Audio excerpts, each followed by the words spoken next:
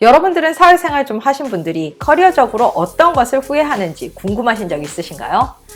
이번 에피소드에서는 제가 해외에서 커리어를 개발하면서 가장 아쉬운 점, 가장 실수라고 생각했던 것 3가지를 공유를 하고요.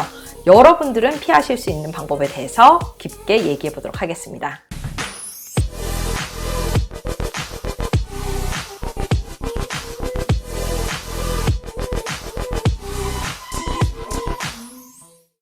안녕하세요 여러분, 글로벌 커리어 개발 커뮤니티 어플라이의 유현실입니다.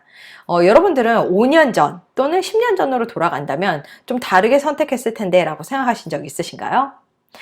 저는 사실 여러 방면에서 이런 식으로 생각한 적이 있었는데요. 오늘은 제가 특별하게 커리어적인 면으로 봤을 때 이거는 지금 와서 생각해 보니까 내가 좀 실수한 부분이었다, 내가 잘 몰랐던 부분이었다 라고 생각했던 것에 대해서 깊게 한번 얘기해 보도록 할게요.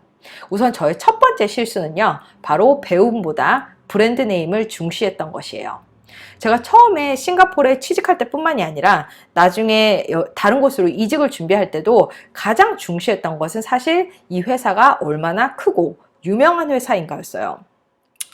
사실 싱가포르는 다양한 외국계 기업들이 아시아 헤드쿼터를 두는 곳이라서 그런지 복리후생이나 연봉 아니면 성장 가능성 등을 두고 봤을 때 작지만 굉장히 알찬 회사들이 많았었거든요.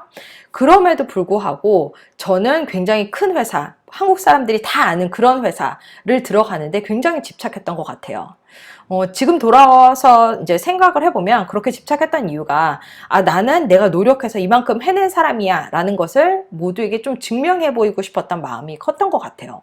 물론 크고 유명한 회사 굉장히 매력적이에요. 왜냐면은 연봉이라든지 복리후생이라든지 사회적 인식에 있어서 굉장히 큰 어드밴티지를 가지고 있기 때문에 이런 것을 완전히 무시할 수는 없어요. 그런데 많은 분들이 놓치는 부분은 이런 기업의 브랜드 네임 같은 경우는 약간 명품 옷과 같은 것이라는 거예요.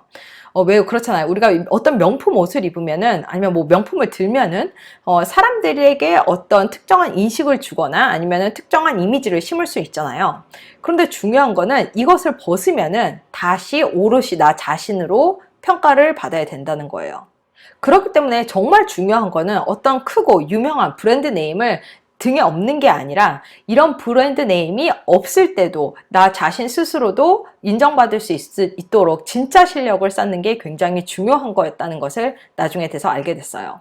여러분들이 만약에 이 다음 스텝을 준비해야 되는 그런 상황에 놓여 있다면은 앞으로 10년 뒤, 20년 뒤 어떤 사람이 되고 싶은지, 어떤 일을 하는 사람이 되고 싶은지, 사회에 어떤 일을 기여하는 사람이 되고 싶은지를 한번 생각해 보시기 바랄게요.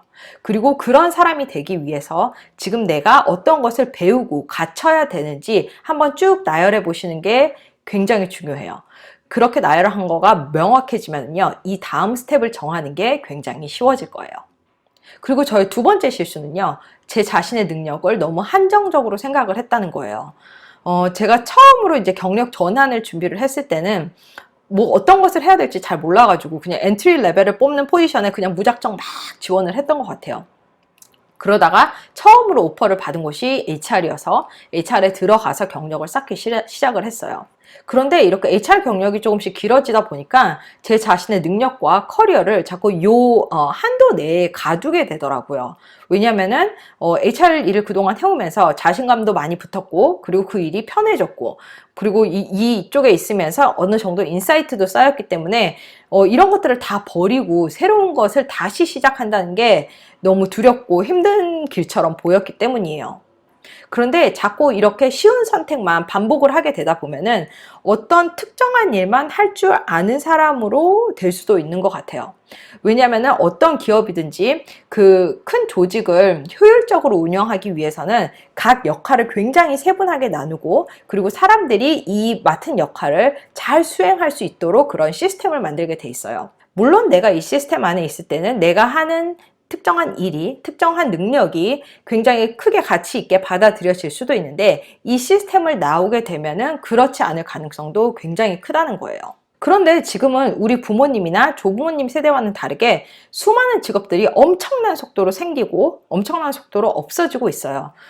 그렇기 때문에 우리가 언제까지 같은 시스템 안에 있을 거라고 보장할 수는 없고요. 원하든 원하지 않든 새로운 분야의 스킬을 스스로 습득을 하고 빠르게 적용하는 능력을 갖추는 게 중요한 것 같아요. 내가 지금 어떤 일에 익숙해졌다고 해서 아니면 그 일을 잘한다고 해서 나 스스로의 능력을 거기에다가 한정 짓지 말고 잘할 수 있는 것들을 계속 확장해 나가는 게 중요한 것 같아요. 그리고 저의 세 번째 실수는요, 바로 큰 그림을 보려고 하지 않았다는 거예요. 사실 제가 회사 다닐 때는 맡은 일을 잘하는 게 다라고 생각을 했어요. 그래서 내가 지금 속한 팀 아니면 속한 분야 이외의 세상에 대해서는 잘 그렇게 알려고 하지도 않았고 크게 관심도 없었던 것 같아요.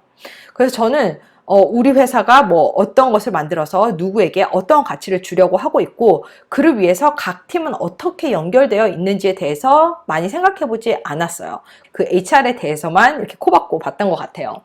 그런데 이렇게 내가 하는 영역만 코박고 보고 있으면은 조직 내에서나 아니면 조직 밖에서 성장하는데 어느 정도 한계가 있는 것 같아요. 왜냐하면 사람은 아는 만큼만 생각하고 원하게 되기 때문이에요. 즉 어떤 큰 것을 가지려면은 이것을 원해야 되는데 이렇게 원하는 단계로 가기 전까지는 그거에 대해서 알아야지 원할 수 있다는 말이에요.